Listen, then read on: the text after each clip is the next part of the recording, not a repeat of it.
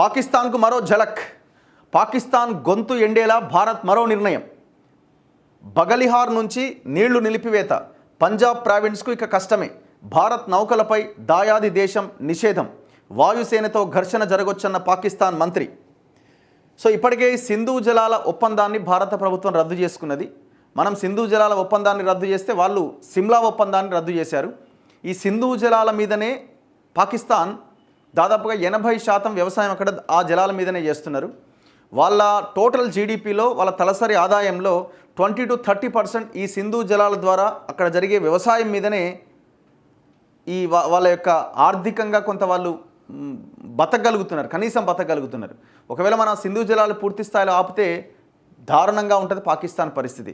So ఇది ఒకవైపున చర్చ జరుగుతుండగానే ఈ బగలిహార్ నుంచి నీళ్ళని నిలిపేసిరట. ఇది కూడా అందులో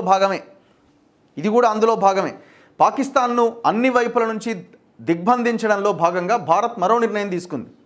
సింధు నది జలాలను అడ్డుకోవడం ద్వారా ఇప్పటికే పొరుగు దేశాన్ని ఉక్కిరిబిక్కిరి చేయగా తాజాగా బగలిహార్ జలాశయం నుంచి నీటి సరఫరాను భారత్ నిలిపేసింది. ఇది జమ్మూలోని రాంబన్లో చినాబ్ నదిపై ఉన్నది. విద్యుత్ ఉత్పత్తికి ఉద్దేశించిన ప్రాజెక్టు నుంచి నీటిని వదలకపోవడం వల్ల పాకిస్తాన్లోని పంజాబ్ ప్రావిన్స్కు సాగునీరు అందడం లేదు. ఉపగ్రహ చిత్రాలు దీన్ని ధృవీకరిస్తున్నాయి. జీలం నదిపై ఉన్న కిషన్ గంగ జలాశయం నుంచి కూడా నీటిని పాకిస్తాన్కు వెళ్ళనివ్వకుండా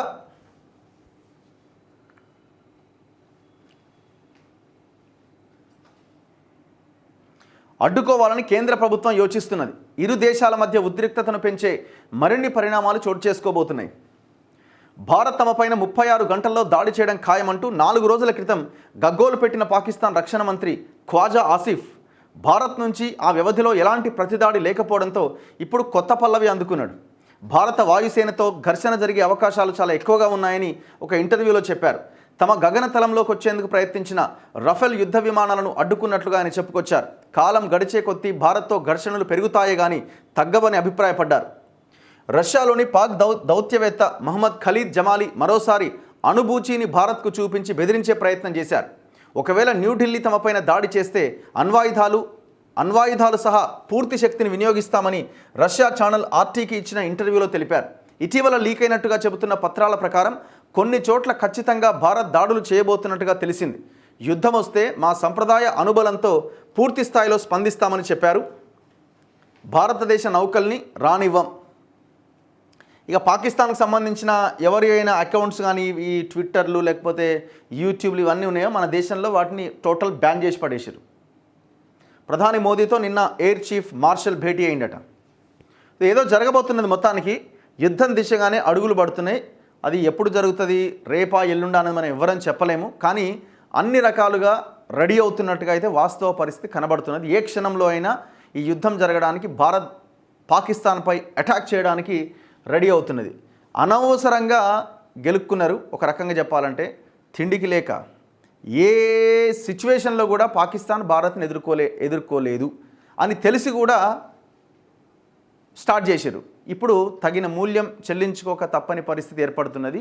ఇప్పుడు చాలామంది అంటున్నారు పాకిస్తాన్కి మద్దతు ఇచ్చే వాళ్ళు ఎవరు లేరు.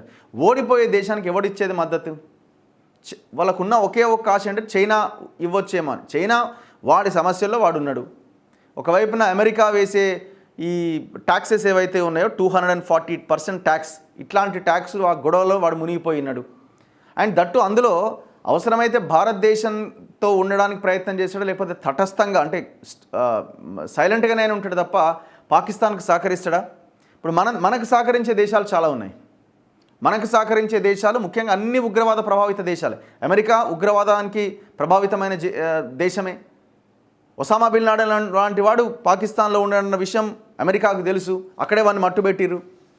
ఇన్ని ఇన్సిడెంట్స్ ఉన్న తర్వాత అమెరికా కానీ రష్యా అయితే అవుట్ రైట్గా భారతదేశానికి అనుకూలంగా ఉంటే దాంట్లో రెండో అభిప్రాయమే లేదు.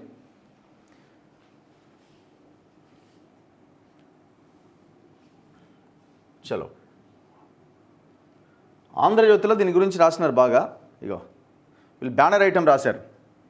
కొట్టేది గట్టిగానే, త్రివిధ దళాలతో ప్రధాని మోదీ సమావేశాలు, త్రిముఖ దాడులకు సిద్ధం, బ్లూ ప్రింట్ రెడీ, వారంలో కార్యాచరణ, నిర్దిష్ట చర్యలు. పాకిస్తాన్పై భారీ దాడికి సంకేతాలు, వేగంగా పరిణామాలు. ప్రపంచానికి తెలిసేలా దాడి, అరేబియా సముద్రంలో నేవీ సర్వసన్నద్ధం. ఎల్ఓసి సమీపంలో యుద్ధ విమానాలు, సరిహద్దు వెంబడి ఎయిర్ డిఫెన్స్, పెద్ద ఎత్తున ఆర్మీ కదలికలు కూడా. రష్యా నుంచి ఇగ్లా-ఎస్ క్షిపణుల కొనుగోళ్లు. పంజాబ్లో 2 పాక్ గూఢచారుల అరెస్ట్. సరిహద్దుల్లో 8 చోట్ల పాక్ కవ్వింపు చర్యలు. బాగ్లిహార్ డ్యాం నుంచి నీటి నిలిపివేత. పాకిస్తాన్లో మొదలైన యుద్ధ భయం. యుద్ధం మొదలైతే బ్రిటన్కు పారిపోతానన్న ఆ దేశ ఎంపీ అఫ్జల్ ఖాన్. 4 రోజులకే ఖాళీ కాబోతున్న పాక్ శతఘ్ని గుండ్లు. అంటే వాళ్ళు చెప్పుకుంటున్నారనమాట, మాకు ఇది ఉన్నది, అణుబాంబులు ఉన్నాయి, అవి ఉన్నాయి, ఇవి ఉన్నాయి అని. కానీ ఏమి లేదట అని వార్తలు వస్తున్నాయి. వాళ్ళు గట్టిగా అవన్నీ ప్రయోగిస్తే 4 రోజులకు సరిపడా ఉన్నాయని అంటున్నారు. ఉక్రెయిన్కి విక్రయించినాడు. ఉక్రెయిన్ రష్యా యుద్ధం వల్ల ఉక్రెయిన్ అడగడంతో ఉక్రెయిన్కి కొనుగోలు చేసిరు. ఎందుకు అమ్మేసిరు? కొనుగోలు కాదు, అమ్మేసిరు. ఎందుకు అంటే వాడికి తినడానికి తిండి లేదు కదా, తినడానికి తిండి లేని పరిస్థితిలో ఉన్నది పాకిస్తాన్. సో దీంతో వాడు ఉన్నాయని అమ్ముకున్నాడట. పాకిస్తాన్ గొప్పలన్నీ తప్పులే. PL-15 క్షిపణుల పైన ఆర్భాటపు ప్రచారం. వాటి వాస్తవ రేంజ్ 120 కిలోమీటర్లే, కానీ 300 కిలోమీటర్లు అంటూ డంబాలు కొడుతున్నదట.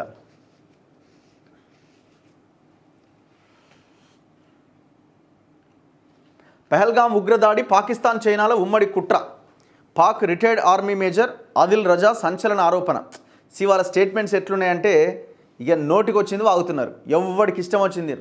రక్షణ మంత్రి ఒకటి చెప్తున్నాడు, డిఫెన్స్ మినిస్టర్ ఇంకోటి చెప్తున్నాడు. ఎవరికి తోచింది వాళ్ళు చెప్తున్నారు.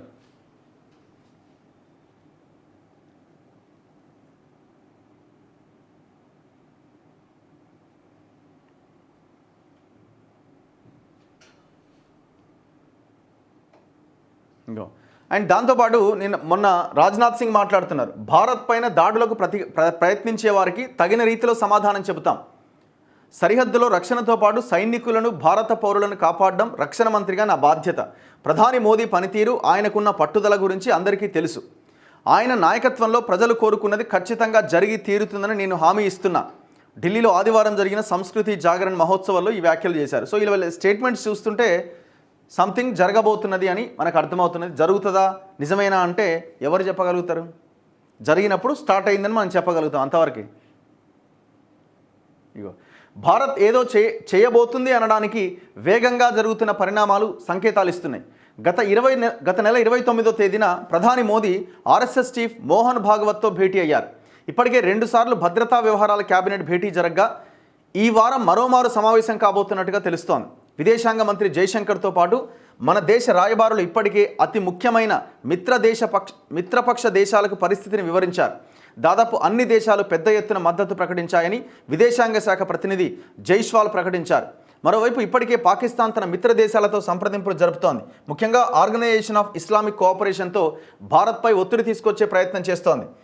ఐక్యరాజ్య సమితి భద్రతా మండలిలో భారత్ చర్యలపైన సింధు జలాల ఒప్పందం నిలిపివేత, సరిహద్దు వెంబడి ఉద్రిక్తత, దానిపైన కంప్లైంట్ చేయబోతున్నారట ఎవరు? పాకిస్తాన్ వాళ్ళు. అదే సమయంలో బలూచిస్తాన్లో వేర్పాటువాదులకు సైన్యానికి మధ్య జరుగుతున్న ఘర్షణలు మరింత తీవ్రమయ్యే పరిస్థితులు కనిపిస్తున్నాయి.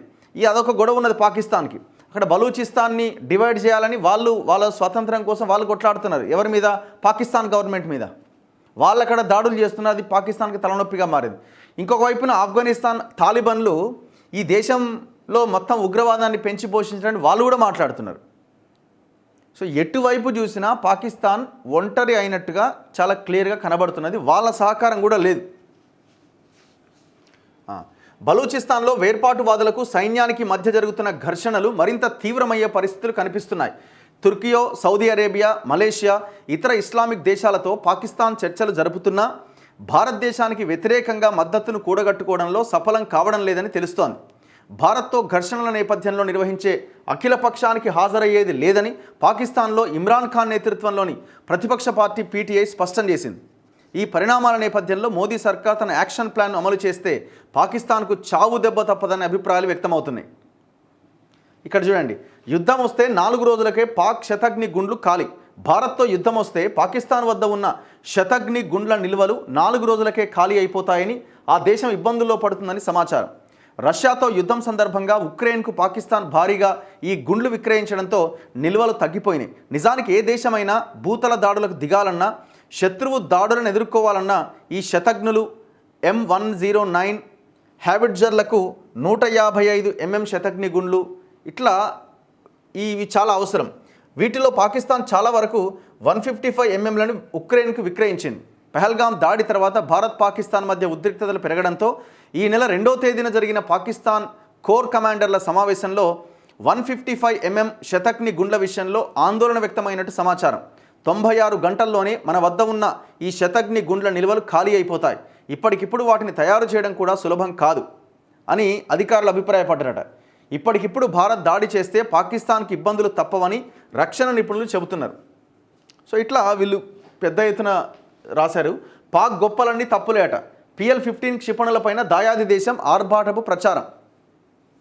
వాటి రేంజ్ 200 నుంచి 300 కిలోమీటర్ల వరకు ఉంటుందని వాళ్ళు చెప్తున్నారు. కానీ వాటి వాస్తవ రేంజ్ 120 కిలోమీటర్లే అంటున్నారు ఎక్స్పర్ట్స్. సో చూడాలి మరి ఏం జరుగుతుంది అన్నది.